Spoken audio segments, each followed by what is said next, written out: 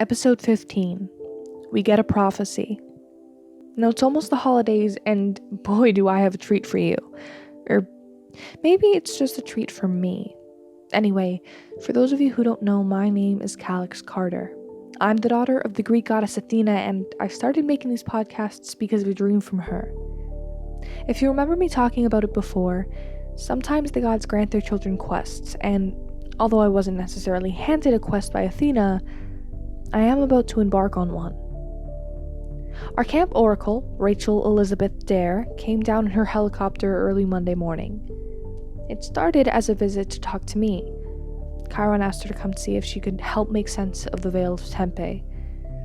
On Wednesday, just after dinner, as we were heading to the amphitheater, Rachel started spouting a prophecy. Quickly, Tara, a child of Apollo who was walking with Rachel at the time, caught her as she collapsed, and another child of Apollo brought the three-legged stool for her to sit on. It was dark, and the green mist spouting from her mouth and eyes glowed faintly as it trailed its way up into the stars. The prophecy she gave was as follows. The goddess of wisdom loses her shield. 3 half-bloods to schism. Aegis, one shall wield. An oath to be kept. A price to be paid. The daughter he wept. All to be saved. Now, of course, you can't accurately depict what a prophecy means until the events actually happen, but it was very safe to assume that the goddess of wisdom was Athena, with supporting evidence that she was called the goddess of wisdom, that she lost her shield, and of course, actually naming Aegis. Rachel, as it is sometimes, doesn't remember saying this, but she is staying here at camp to help figure things out. Immediately upon hearing the prophecy, me and my cabin mates shot up. It was a quest for something Athena lost. Getting it back to her would be our honor. The quest didn't specify a date, nor did it point to any specific demigods joining this quest. Just that there had to be 3 of them, which was a common rule anyway. So it was up to Chiron and Rachel. Chiron gave me one glance, and then said he thought Diana, my half-sister, should take the lead on this quest. But Rachel shook her head. She pulled me into the big house with Chiron and with the pretense that we were to have a talk. So naturally, before they could get any words out, I launched into a list of all the reasons as to why it should be me who went on this quest. My getting a dream from Athena to start this project meant she was already connected to me more than most. I'd have been on several quests before, always successful, so I knew what I was doing. I was very handy with my ring sword, and I could bring the podcast with me. It would be dangerous, sure, but if it helped other demigods to know what it was like to be on a quest, wasn't it worth it? Chiron was quick to fight me on that. The Veil of Tempe were out to get me, firstly. Secondly, if I were to record while not within the confines of camp, I wouldn't only be putting myself at risk, I would also be putting the other 2 demigods on the quest at risk as well, and thus the entire quest would be in jeopardy. Which, of course, was a valid point, but in his argument, he brought up a very strange fact. He said, and I'm quoting him here, "Why do you think your father wanted you to stay year-round?" That can only have one explanation. Something about this quest has something to do with my dad, me, or both of us.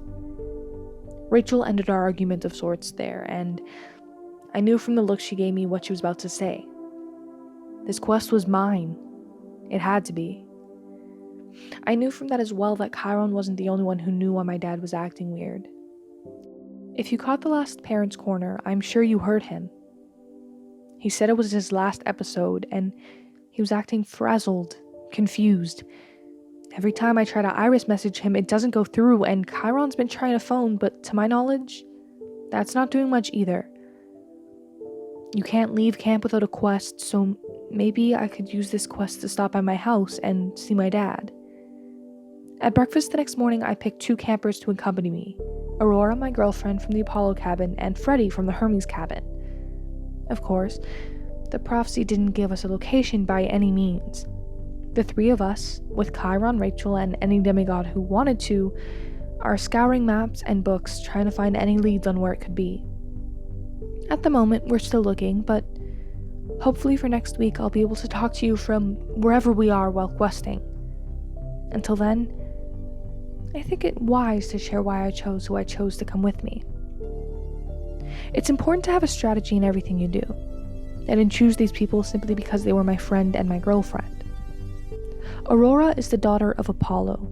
She not only has a killer singing voice, but she's, albeit stereotypically, an amazing archer who's also well-versed in medical practices.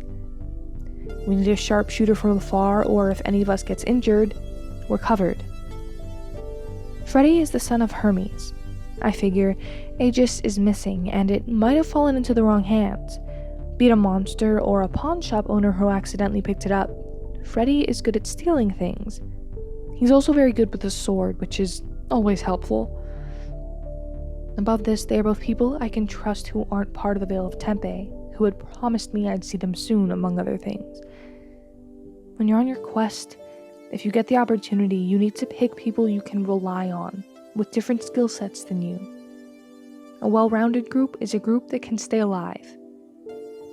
So remember to watch your backs, take care of yourselves, and if I survive, I'll see you again next week. Calyx out.